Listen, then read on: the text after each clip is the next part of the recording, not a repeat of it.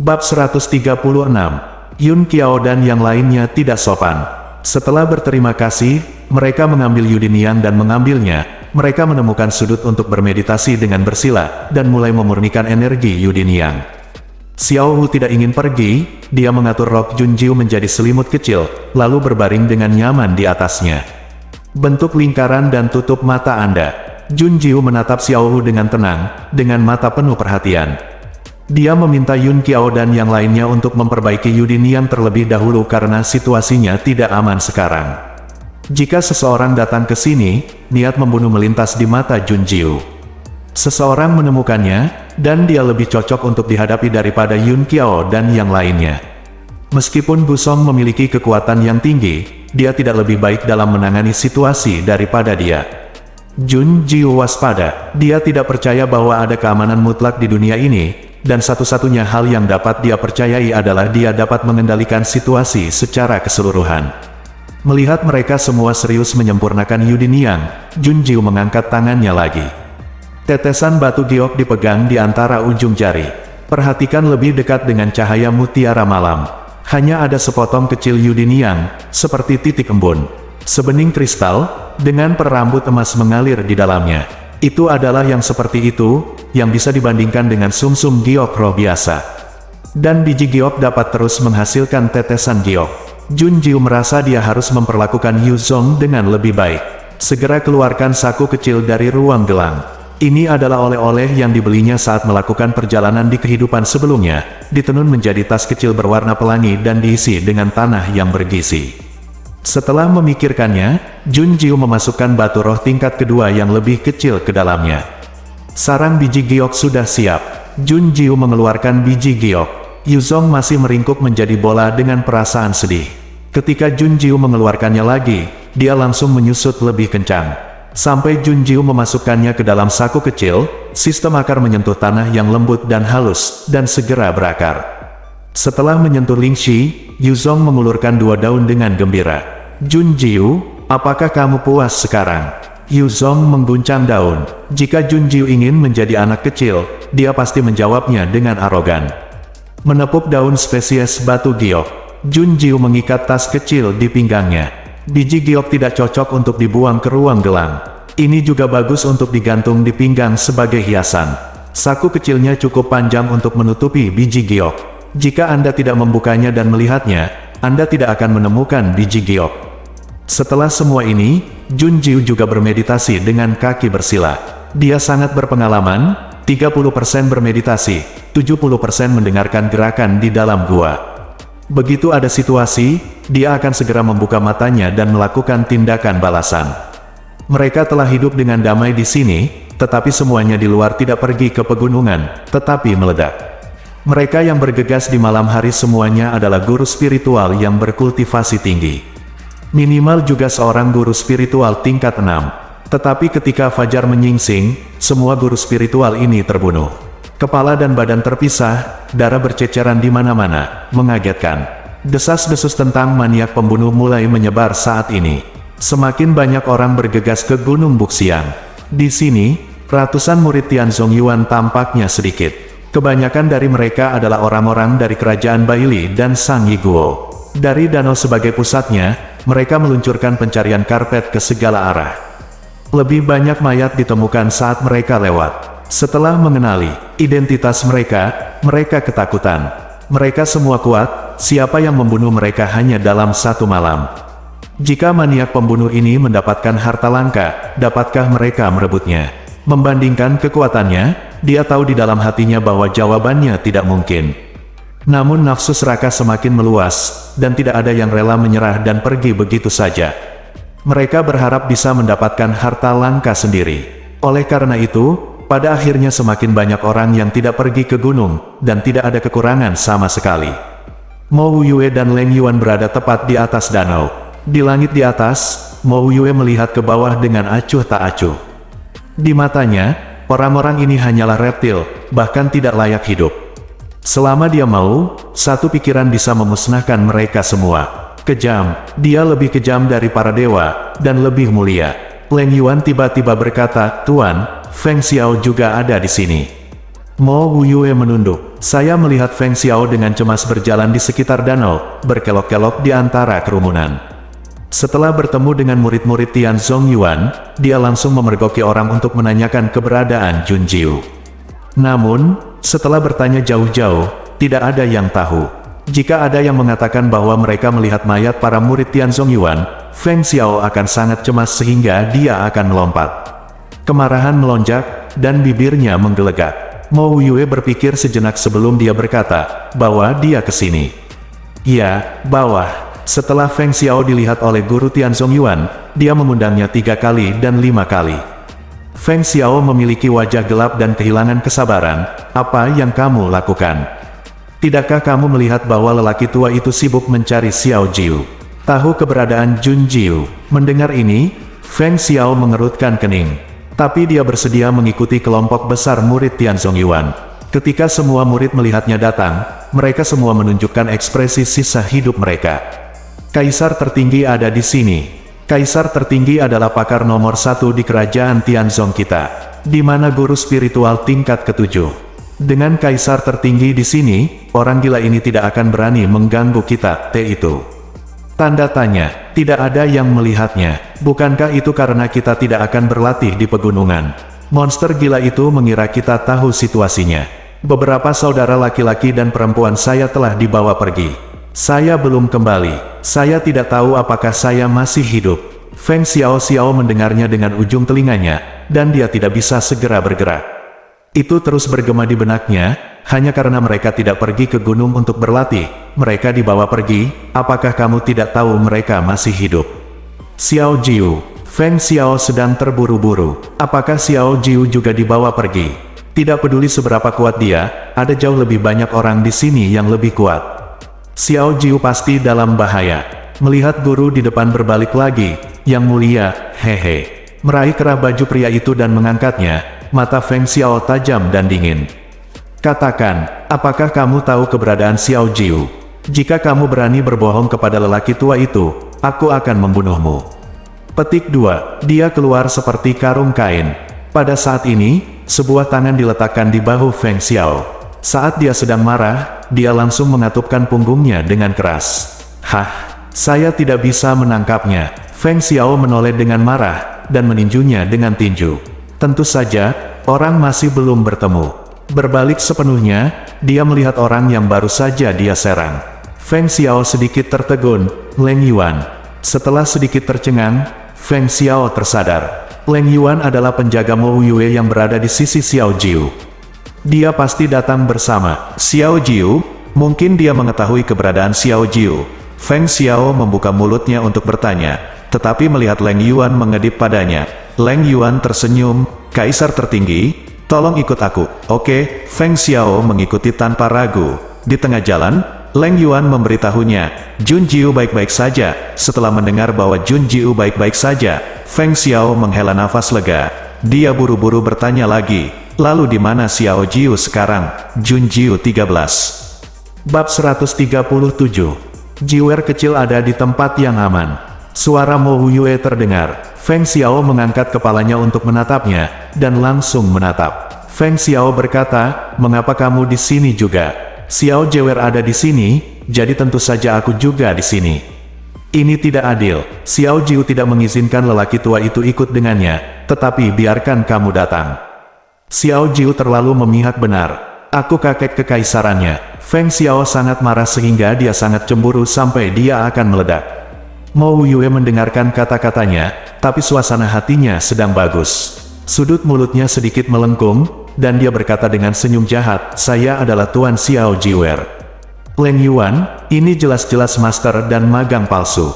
Bisakah Tuan membandingkan dengan kakek? Aduh, aku sangat marah. Jika aku tidak berdebat denganmu, di mana Xiao Jiu?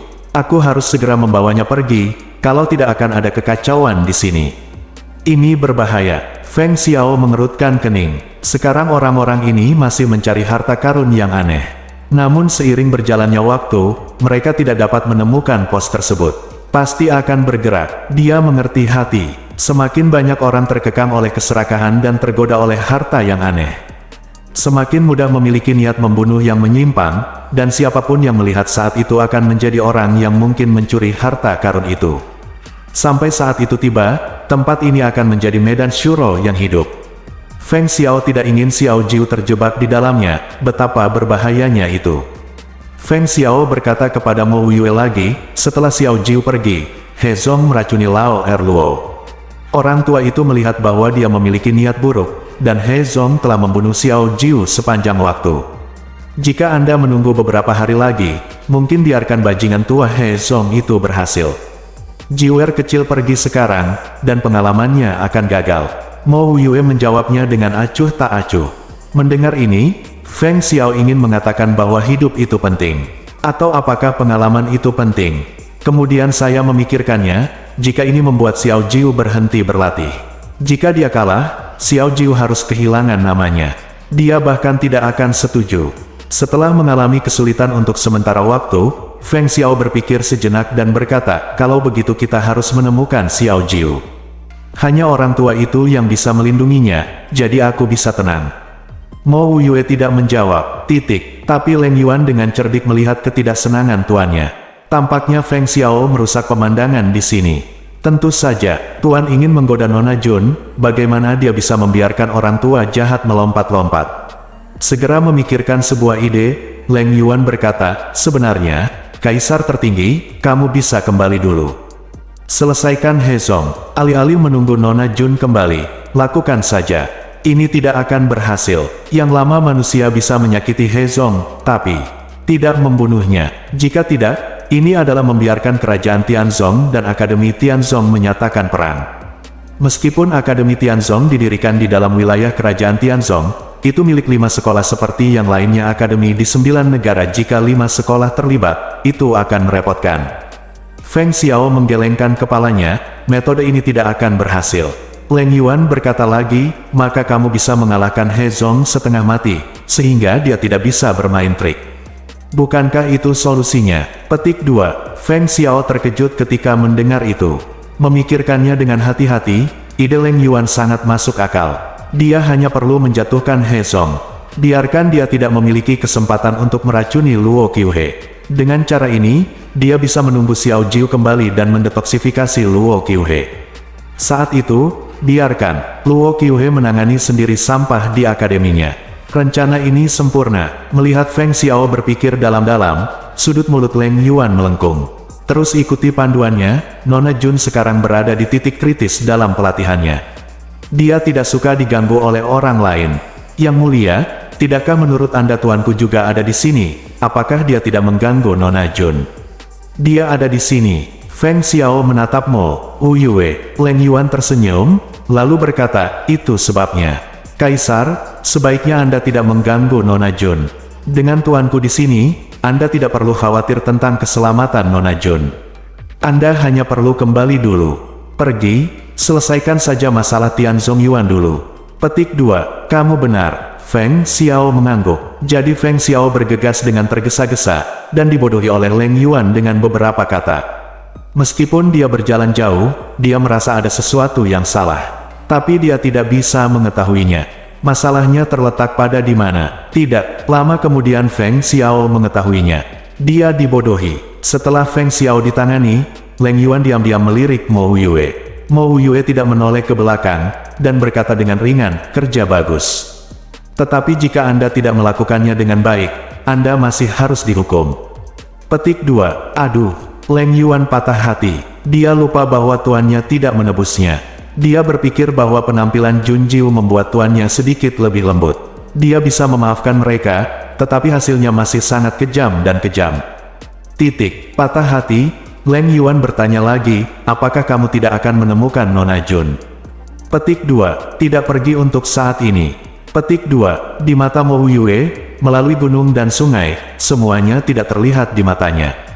Dia melihat Yun Qiao dan mereka bertiga terbangun dari retret, dan selanjutnya Xiao Jiwer harus membawa Yudiniang. Ambillah, tidak ada seorang pun dapat mengganggu Yudiniang. Jadi entah kenapa, ketiga Sandong Yun Xiao dan yang lainnya merasakan kesejukan di belakang punggung mereka. Begitu mereka mendekati Jun Jiu, mereka langsung menggigil kedinginan. Selama mereka pergi jauh, mereka kembali ke normal. Untuk sementara, mereka bertiga saling memandang, dan Jun Xiaolei berkata, apakah ini reaksi normal dari pemurnian Yudinian? Petik 2, tidak mungkin. Saya tidak merasa kedinginan saat memurnikan. Gu Song balas. Yun Qiao tidak berbicara. Dia sedikit mengernyit dan menatap Jun Jiu dengan ekspresi lembut dan damai. Setelah menonton sebentar, Yun Qiao perlahan membuka alisnya.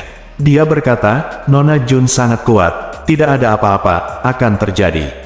Kita harus keluar untuk melindungi hukum berbicara di sini akan mengganggu Nona Jun. Petik 2, bagus, lalu mari kita pergi keluar. Petik 2, ayo pergi. Petik 2, mereka bertiga keluar, dan gua itu tiba-tiba menjadi sunyi. Jun Jiu dibiarkan bermeditasi dengan mata tertutup, seekor kucing putih kecil yang lucu berbaring di roknya. Ini seperti lukisan, indah dan memikat. Sumsum Giokro adalah harta yang diseduh oleh langit dan bumi. Di antara mereka, varian, biji giok, bahkan lebih murni dan kuat. Menyerap penyulingan, tanpa kotoran berbintik-bintik. Kekuatan murni dan jernih mengalir dari tenggorokan ke dalam tubuh, dan kemudian diedarkan ke seluruh tubuh melalui pembuluh darah dan tendon. Melihat ke dalam tubuh, Jun Jiu bisa melihat cahaya putih susu tersebar di sekujur tubuhnya. Di mana mereka berbaur, ada perasaan yang jelas bahwa tubuh sedang berubah. Jun Jiu biasa mencuci tendon dan memotong sumsum, dan kebugaran fisiknya jauh melebihi orang biasa. Pada saat ini, di bawah tekanan Yudinian, tulang-tulang itu memiliki tekstur seperti batu giok yang samar. Dengan sedikit gerakan ujung jari, seseorang bisa merasakan lahirnya kekuatan yang dahsyat. Kekuatan spiritual di Dantian juga mulai berubah. Kemacetan longgar, rusak. Jun Jiu berhasil menjadi guru spiritual tingkat ketiga, dan kekuatan spiritual berbondong-bondong datang kepadanya dari langit dan bumi. Perubahan ini juga menarik perhatian orang-orang terdekat. Mereka datang ke sini diam-diam. Xiao Wu bangun. Itu meregangkan pinggangnya dengan nyaman, dan berguling-guling di atas rok Jun Jiu. Setelah mengetahui bahwa Jun Jiu dalam pengasingan dan tidak bisa menyentuh perutnya, dia menggelengkan kepalanya karena kecewa, mengguncang ujung telinganya. Xiao Wu sepertinya telah menangkap sesuatu. Kembangkan warisan Suzaku dan ambil Yudinian. Kekuatan Xiao Wu juga membuat lompatan kualitatif, misalnya, gerakan yang terdengar sekarang datang dari jarak beberapa kilometer. Seseorang datang, Xiao Wu menajamkan cakarnya, dan berjalan dengan ganas menuju pintu masuk gua. Bab 138. Yun Qiao dan yang lainnya telah menjaga pintu masuk gua. Mendengar suara langkah kaki yang memantul ringan, dia menoleh untuk melihat. Melihat Xiao Wu tiba-tiba tersenyum. Yun Qiao tersenyum lembut, dan melambai ke Xiao Wu untuk menyapa. Apa pendapatmu tentang Xiao Wu? Apakah tubuhmu sangat ringan sehingga kamu merasa seperti peri? Petik 2. Apakah Xiao Wu menganggap Yudinian enak? Menurutku itu manis. Gu Song tidak asing dengan itu. Awalnya, Xiao Wu sangat cerdas dan memahami sifat manusia. Selain itu, setelah mereka secara tidak sengaja melihat tubuh asli Xiao Wu hari itu, Jun Xiaolei dengan tegas menunjuk pada apa yang dikatakan ayahnya ketika dia masih kecil, dan mengatakan bahwa Xiao Wu adalah setan kucing. Mulut Gu Song berkedut, setan kucing. Ini hampir sama dengan makhluk roh seperti kucing. Dari mana monster berasal? Xiao Wu mengeong 2 kali dengan santai. Ini adalah jawaban untuk mereka. Itu akan keluar dari gua. Melihat ini, Yun Qiao dan yang lainnya menjadi cemas. Tidak mudah menghentikan Xiao Wu, jangan sampai dia tertangkap, dan dia harus meminta maaf kepada Jun Jiu. Yun Qiao buru-buru berkata, Xiao Wu, di luar sangat berbahaya sekarang. Kamu tidak bisa keluar. Petik 2. Jun Xiaolei mengeluarkan dendeng. Ya, Xiao Wu, apakah kamu lapar dan ingin makan? Aku punya dendeng. Xiao Wu, apakah kamu mau memakannya? Petik 2. Di mana kucing makan dendeng? Xiao Wu, aku punya ikan kering kecil. Kamu mau untuk memakannya? Cepat, kembalilah. Gu Song langsung mengeluarkan ikan kering itu. Ini memang membuat Xiao Wu menjawab dan meliriknya. Postur tubuh dan tatapan mata itu tidak mungkin tercapai. Sama sekali tidak di depan Jun Jiu, yang centil dan imut itu. Oleh karena itu, kucing juga terbagi menjadi manusia. Xiao Wu memandangi 3 orang bodoh besar dan kecil di depannya. Ia berpikir sejenak, dan akhirnya berhasil mengeluarkan cakar yang tajam, menulis dan menggambar di tanah. Benar saja, ini segera menarik perhatian mereka bertiga, dan mereka semua menundukkan kepala dan menatap tanah dengan saksama. Yun Qiao memuji, Xiao Hu benar-benar luar biasa. Dia juga bisa menulis, seperti yang diharapkan dari kucing Nona Jun. Petik 2. Apa yang Xiao Hu tulis? Apakah itu melukis? Atau menulis? Tentang apa semua ini? Tidak heran mereka tidak mengenalinya. Xiao Hu bisa membaca dan menulis. Tapi bisakah Anda mengharapkan seekor kucing untuk menulis font seperti kaligrafi dengan cakar kucing? Jelas tidak mungkin. Xiao Hu sedang terburu-buru untuk keluar lagi, jadi dia tumbuh sesuka hati. Butuh waktu lama bagi mereka bertiga untuk mengetahui bahwa itu adalah sebuah kalimat. Ini masih 8 karakter. Yun Qiao adalah orang pertama yang mengaturnya, dan dia membacakan, ada orang di luar, Meong, pergi dan tangani. Petik 2. Ada orang di luar. Mereka bertiga tiba-tiba kembali sadar. Mereka mendongak dan ingin bertanya pada Xiao Hu bagaimana dia bisa tahu. Tapi tidak ada tanda-tanda Xiao Hu di depannya. Itu pasti sudah keluar. Gusong berkata dengan suara rendah, tidak peduli apa, Xiao Hu tetaplah seekor kucing. Bagaimana saya bisa membiarkan Xiao Hu mengambil risiko? Ayo cepat keluar. Petik 2. Tapi ada mekanisme yang ditinggalkan oleh saudari Jiu di pintu masuk gua. Jun Xiaolei menunjuk ke pintu di pintu masuk gua. Organ, mereka terdiam sesaat. Menurut Jun Jiu, mekanisme ini bisa membunuh orang.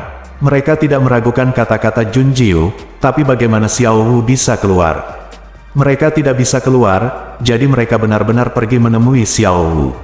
Saling memandang, sebuah pikiran muncul di benak. Apakah Anda ingin menelepon Jun Jiu? Akibatnya, begitu idenya keluar, mereka dicekik sampai mati. Jangan ganggu Jun Jiu. Jadi apa yang harus dilakukan? Lalu saya mendengar suara booming dari luar gua, disertai suara pohon tumbang dan teriakan orang. Mereka bahkan lebih cemas, tetapi tetap tidak ada yang bisa mereka lakukan. Ketiganya yang cemas hanya bisa jongkok dalam keadaan linglung. Berjongkok di pintu masuk gua. Ketika Jun Jiu keluar, dia menghentikan langkahnya dengan aneh melihat mereka seperti ini. Dia mengerutkan kening dengan curiga, dan bertanya, apa yang kamu lakukan? Yun Qiao, Nona Jun. Kakak 9, Xiao Hu keluar. Tertulis bahwa seseorang sedang keluar, jadi keluarlah. Mendengar penjelasan Jun Xiaolei, Jun Jiu melangkah maju. Dengan gelombang di pintu masuk gua, dia menyingkirkan semua jebakan dalam sekejap mata. Melihat ini, Yun Qiao dan yang lainnya terkejut, luar biasa. Seperti yang diketahui semua orang, Jun Jiu baru saja dimasukkan ke dalam ruang gelang, bagaimana bisa begitu ajaib? Tanpa mekanisme, mereka langsung mengikuti. Begitu saya keluar, saya melihat kucing putih yang sebesar bukit. Itu memegang seseorang di mulutnya, dan melemparkan orang itu pergi dengan jentikan kepalanya. Tanpa menunggu orang itu jatuh bebas, Xiao Hu melompat lagi dan menamparkan orang itu seperti bola dengan satu kaki. Di tanah yang berantakan, masih ada beberapa orang yang menangis dan berguling-guling di tanah, memuntahkan darah hingga pakaian mereka ternoda merah. Jelas semua menderita luka dalam, dan bagaimana luka dalam ini bisa terjadi. Melihat Xiao Hu bersenang-senang, mereka tidak ingin bertanya lagi. 5 kecil. Jun Jihuan melipat tangannya dan menyebutnya dengan ringan. Xiao Hu yang masih bermain bola humanoid mendengar ini, dan langsung duduk dengan patuh. Tanpa itu untuk menangkap lemparan, pria malang itu jatuh bebas ke tanah. Tapi sepertinya jatuhnya tidak ringan, dan dia pingsan setelah muntah darah. Kemudian, Yun Xiao dan yang lainnya cukup beruntung melihat seekor kucing besar yang menakjubkan. Menggosok bola bali di pohon, ekor putih itu bergoyang dan bergoyang. Bahkan tidak ada batasan untuk berguling-guling di tanah untuk menjadi imut. Suara mengeong yang halus itu membuat hati orang-orang menjadi lembut. Lalu saya melihat ukurannya, dan itu sulit. Hewan peliharaan besar yang lucu, kebanyakan orang tidak bisa memegangnya. Setelah menjualnya akan lucu, dan setelah menghancurkan beberapa orang yang ingin melarikan diri di tengah jalan, mereka muntah darah lagi. Xiao Hu akhirnya terlambat menyadari bahwa pemiliknya tidak menyukai hewan peliharaan yang terlalu besar. Telinganya terkulai pelan, dan Xiao Hu segera menyusut kembali menjadi kecil. Berlari dalam 3 atau 2 langkah, Xiao Hu mengangkat kepalanya. Meong meong meong. Jun Jiu melirik Xiao Hu, tapi tidak menjawabnya. Dia mengangkat tangannya, dan beberapa daun jatuh di ujung jarinya. Memutar daun dan bunga beterbangan, masing-masing bagian setajam pisau. Bunuh semua orang yang mencari fluktuasi aura yang dihasilkan oleh terobosannya. Saat itulah Jun Jiu mengulurkan tangannya, meraih leher Xiao Wu dan bangkit. Meong, Xiao Wu bingung, mengapa tuannya marah? Apa yang aku katakan? Jangan perlihatkan bentuk tubuhmu. Meong, jadi karena ini. Tapi tuan, bukankah Yun Xiao dan mereka bertiga sudah mengetahuinya? Dengarkan jawaban Xiao Wu. Pisau Jun Jiu yang dingin, dan diayunkan pada Yun Qiao dan mereka bertiga. Ketika rahasia Xiao Wu terungkap, dia tidak tahu sensasi seperti apa yang akan ditimbulkannya. Dan Yun Qiao dan yang lainnya mengetahuinya sejak lama. Kapan? Dia panik ketika dia melihat matanya. Yun Qiao buru-buru berkata, Nona Jun seperti ini. Kami melihat Xiao Wu seperti ini beberapa hari yang lalu. Petik 2. Mendengar jawaban mereka, kemarahan di mata Jun Jiu sedikit memudar. Dia berkata dengan dingin, apakah kamu tidak meragukan identitas Xiao Wu? Tidak, mereka bertiga menjawab serempak. Gu Song menyentuh hidungnya dan berkata, Jun Jiu, akan aneh jika kamu memelihara kucing biasa. Kata-kata Xiao Wu sangat cocok untukmu. Senyum muncul lagi. Orang yang dia pilih memang benar, itu layak mendapat pujian. Bab 139. Terlalu tidak manusiawi bagi gadis kecil seperti Jun Xiaolei untuk melakukannya. Gu Song dan Yun Qiao pergi untuk membuang mayat itu, mencoba memuluskan jejak pertempuran dan menggantinya dengan jejak binatang semangat juang. Meskipun Yun Qiao tidak dikenal, Yu Gu Song akrab dan fleksibel. Lingkungan dengan cepat diperbaiki. Setelah melakukan semua ini, mereka kembali ke gua lagi. Jun Jiu memeriksa denyut nadi semua orang dan memeriksa kondisi fisik mereka. Dia berkata, Yun Qiao dan Jun Xiaolei menerobos ke guru spiritual tingkat kedua, dan efeknya sangat luar biasa. Petik 2. Bagaimana denganku? Gu Song bertanya sambil tersenyum. Menyipitkan mata ke arahnya, Jun Jiu mengangkat alisnya dan berkata, kamu adalah guru spiritual tingkat 5, dan efek Yudin yang padamu tidak sejelas efek mereka. Tapi tempering tubuhmu juga akan menggandakan kekuatanmu. Jiu, kamu sangat kuat, kamu bisa tahu dengan merasakan denyut nadimu. Saya telah bertemu banyak apoteker, tetapi mereka tidak mampu seperti kamu. Ngomong-ngomong, jika kamu pergi ke Wuzong, Jun Jiu, sekolah mana yang akan kamu tuju? Danzong. Zong? Kecuali Danzong dan Jianzong yang dipimpin oleh keterampilan unik. Ada juga Tian Wuzong, Guiyuanzong dan Changhai Zong yang menampung berbagai aliran pemikiran. Di antara mereka, Danzong dan Jianzong adalah yang paling ketat dalam merekrut murid. Danzong hanya menerima apoteker, dan Jianzong hanya membutuhkan master pedang yang berbakat dalam ilmu pedang, atau master yang bisa menempa pedang. Setiap kali para murid yang dipilih dari 10 kerajaan lewat, Danzong dan Jianzong tidak dapat menerima total 5 orang. Dapat dilihat bahwa persyaratannya sangat ketat sehingga hampir tidak normal. Tanpa menunggu jawaban Jun Jiu, Gu Song berkata lagi, sebenarnya, dengan keterampilan medis Jun Jiu, tidak buruk pergi ke Danzong. Jika saudari Jiu pergi ke Danzong, bisakah kita pergi? Kamu, Gu Song mengangkat alisnya dan tersenyum, Danzong hanya membutuhkan alkemis. Anda harus melupakannya. Jika ada kuota benih, saya sarankan Jun Xiaolei pergi ke Changhai Zong dan Yun Xiao pergi ke Guiyuanzong. Yun Qiao sedikit mengernyit, dan bertanya dengan ragu, kenapa? Gu Song, karena sekte Changhai hanya merekrut wanita. Jika Jun Xiaolei telah pergi, dia pasti akan mendapatkan perawatan terbaik. Guiyuanzong adalah ahli teknik tangan, dan memperhatikan nafas dalam. Dia juga baik pada kuas, tinta, kaligrafi dan lukisan, yang sangat cocok untuk keluarga seperti Yun Xiao dan Anda. Tuan muda, Anda anggun dan bisa menipu banyak gadis kecil. Mendengar gurauan dan kesempitan pikiran Gu Song, ada juga nada iri hati yang disengaja. Yun Qiao tanpa sadar melirik Jun Jiu, dia marah. Gu Song, jangan bicara omong kosong. Aku, Yun Qiao, jaga kebersihan diriku. Sejak kapan aku pernah berbohong kepada seorang gadis kecil? Lagi pula, aku punya hati sendiri, dan aku tidak akan berurusan dengan gadis lain. Oh gelombang-gelombang, aku mengerti gelombang, Gu Song. Tersenyum semakin bermoral dan menggoda. Melihatnya, Yun Qiao mau tak mau ingin memukulnya. Jun Jiu yang berbicara dan menghentikan perkelahian tepat pada waktunya. Dia menggosok Xiao Wu dan bertanya, mengapa kamu tidak merekomendasikan Tian Wuzong? Hancurkan guru spiritual, itu bisa disebut senjata humanoid. Gu Song menggelengkan kepalanya dengan jijik.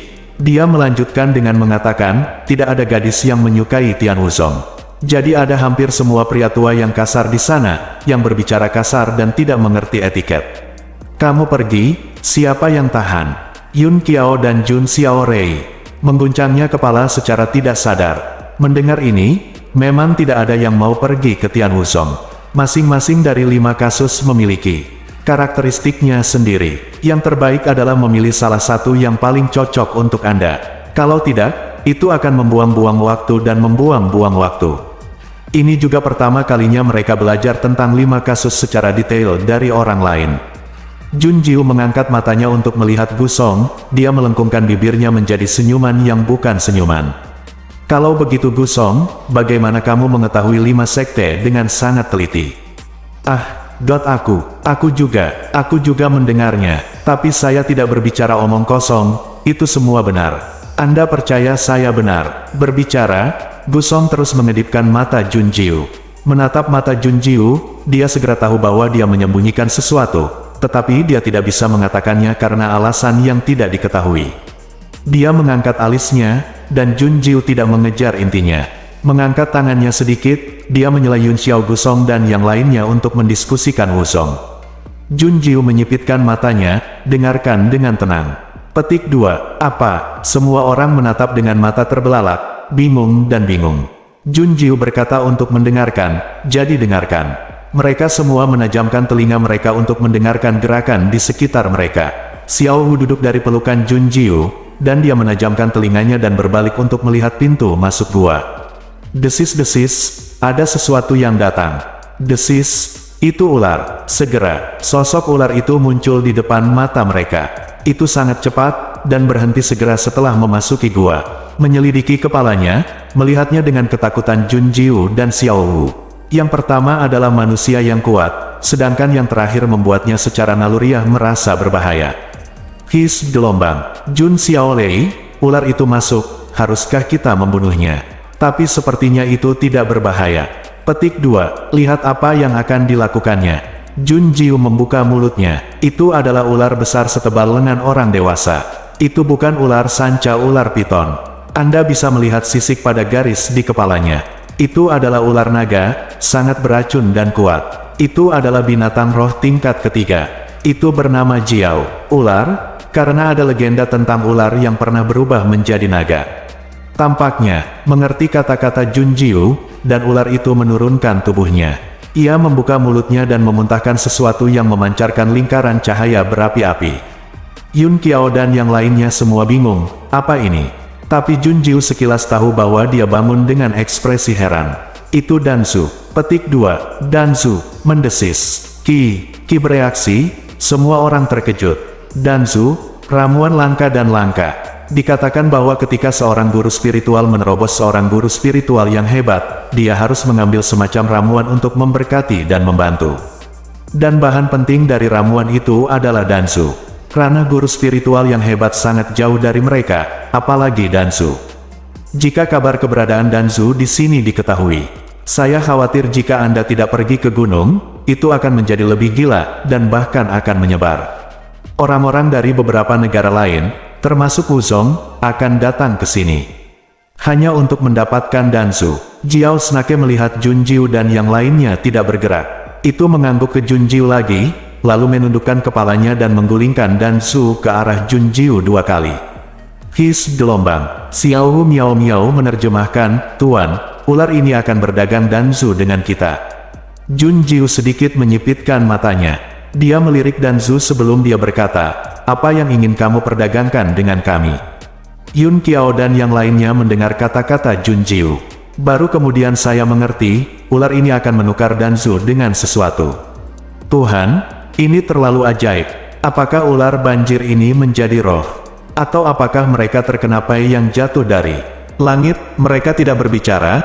Kiki menunggu Jun Jiu mengambil keputusan. Ular banjir mendesis lagi. Jun Jiu hanya bisa mendengarkan kicau burung. Tapi Xiao Wu bisa memahaminya. Ini diterjemahkan menjadi Jun Jiu. Tapi kali ini nada suara Xiao Wu sedikit tidak puas dan penuh amarah. Tuan, itu sebenarnya menginginkan setetes jade breu dan setetes darahmu, Tuan. Ayo bermimpi. Jun Jiu tertegun. Minta Yudi untuk membuatnya mengerti. Binatang buas memiliki perasaan yang kuat tentang surga dan harta roh bumi. Tidak mengherankan jika ular Jiao menemukan benih giok dan mengejarnya. Tapi apa artinya meminta setetes darahnya? Apakah ular banjir masih minum darah? Bab 140. Jun Jiu maju 2 langkah, menyipitkan matanya untuk menatap Jiao Snake dengan dingin. Dia bertanya, apa yang kamu ingin darahku lakukan? Desis, mendesis gelombang. Tuan, katanya tidak bisa langsung memurnikan Yudinian, perlu seseorang untuk mencampur energi Yudinian. Itu bisa digunakan untuk memurnikan. Tapi apakah kamu menginginkan darah tuannya? Yun Qiao, Jun Xiaolei, dan Gu Song, bukan. Xiao Hu mengeong dengan marah. Itu menamparkan cakarnya dengan keras, dan Mao Tong menatap ular itu dengan ketidakpuasan. Tuan, mengapa kita tidak membunuhnya Meong? Maka Danzu adalah milik kita, dan kita tidak perlu menyeduhnya untuk Yudi. Petik 2. Tidak, Jun Jiu memveto itu. Di kehidupan sebelumnya, saat dia baru belajar kedokteran. Ketika dia pergi ke pegunungan untuk mengumpulkan tumbuhan, dia bertemu dengan seekor burung dan memberinya buah. Dia melihat bahwa tidak ada racun dan memakannya, dan kemudian dia menyadari bahwa ada kabut beracun di hutan pada malam hari, dan buah yang diberikan burung itu ternyata bersifat detoksifikasi. Setelah menjadi terkenal, dia membeli gunung tersebut dan memberikannya kepada hewan-hewan di gunung tersebut, sehingga tidak ada hewan memiliki roh, apalagi binatang buas di dunia ini. Jun Jiu berpikir sejenak dan berkata, jika kamu menginginkan Yudinian, aku bisa memberikannya kepadamu. Tapi darahku tidak mungkin. Petik 2. Dia tahu mengapa Jiao Snake menginginkan darahnya. Setelah tubuhnya dibersihkan, dia lebih kuat dari Yun Qiao dan yang lainnya. Setelah meminum Yudinian lagi, darah daging Jun Jiu bisa disebut sebagai obat mujarab. Jiao Snake juga pintar dan licik, tahu memilih yang terbaik. Ular banjir mengguncang tubuhnya, mendesis dan bersuara, jelas tidak mau. Setelah mendengar apa yang dikatakannya, Xiao Hu tiba-tiba berkata, Meo, kenapa aku tidak memberinya setetes darah? Petik 2. Kamu, Jun Jiu terkejut. Meong, Xiao Hu mengangguk. Di lubuk hatinya, dia diam-diam berpikir, itu adalah harimau putih, setetes darah dapat membunuh seekor ular. Berani mengenai ide tuannya, bahkan setetes darah pun tidak, bahkan tidak memikirkannya. Setelah mendengar kata-kata Xiao Hu, Jiao Snake memikirkannya dengan serius. Sebenarnya setuju. Jadi Jun Jiu mengeluarkan setetes Yudinian, dan Xiao Hu mengeluarkan setetes darah. Saya berdagang dengan Jiao Snake untuk obat mujarab Danzu. Ketika Danzu menyentuhnya, suhu yang sangat panas menyebabkan kekuatan spiritual di tubuhnya menjadi kacau, dan ada pemandangan samar dari lompatan dan gelombang. Dengan Danzu di tangan, dia telah berubah menjadi bulu. Kesempatan untuk melangkah dari seorang guru spiritual menjadi seorang guru spiritual yang hebat. Dia sedang menonton Jiao Snake menerima tetesan giok dan setetes darah. Setelah dengan hati-hati mengangguk kepada mereka, dia menoleh dan merangkak pergi. Yun Qiao dan yang lainnya terkagum-kagum. Tidak heran ada legenda bahwa seekor ular pernah berubah menjadi naga, dan itu benar-benar menjadi roh. Sangat pintar, kata Gu Song, dan menatap Jun Jiu dengan iri.